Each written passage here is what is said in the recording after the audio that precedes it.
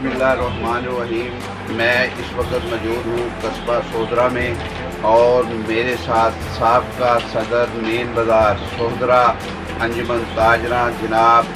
नदीम मुश्ताक साहब मौजूद हैं। नदीम साहब अस्सलाम वालेकुम। सर, आप यहाँ पे जो है 2 साल कस्बा सोहदरा मेन बाज़ार में सदर रहे और यहाँ पर आपने मुकम्मल तौर पे लोगों को है वो जो इत्मीनान में लिया और यहाँ पे जो भी मुश्किलात आती रही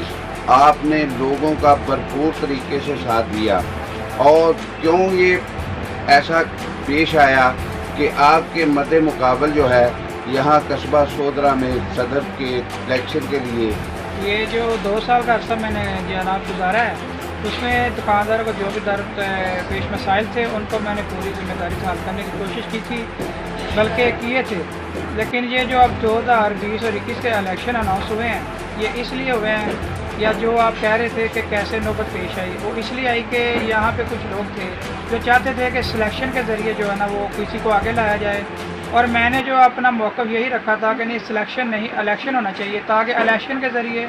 हर दुकानदार को ये हक़ है कि वो अपने बोर्ड के ज़रिए अपना एक नुमाइंदा मुंतखब करे, ताकि वो उनका मुंतखब करता हुआ नुमाइंदा जो आएगा वो इंशाअल्लाह बाज़ार के जो भी मसाइल होंगे उन्हें अपनी पूरी ज़िम्मेदारी से हल करने की कोशिश करेगा। और किसी भी तरह का कोई भी यहाँ पे वाक़या पेश आता है या दुकानदारों के साथ कुछ ज़्यादती होती है तो जो मुंतखब नुमाइंदा अभी कल जो इलेक्शन होना है 2020 और 21 का 18 नवंबर को ऊपर प्रेस क्लब में, वहाँ पे देखते हैं जी मेन बाज़ार सोहदरा के जो दुकानदार हैं उन्होंने अपने वोट के ज़रिए किसको मुंतखब करना है और जिसको वो मुंतखब करेंगे उसको भी चाहिए कि वो अपनी पूरी ज़िम्मेदारी से दुकानदारों के मसाइल हल करने में कोई कसर उठा ना रखे। शुक्रिया जी।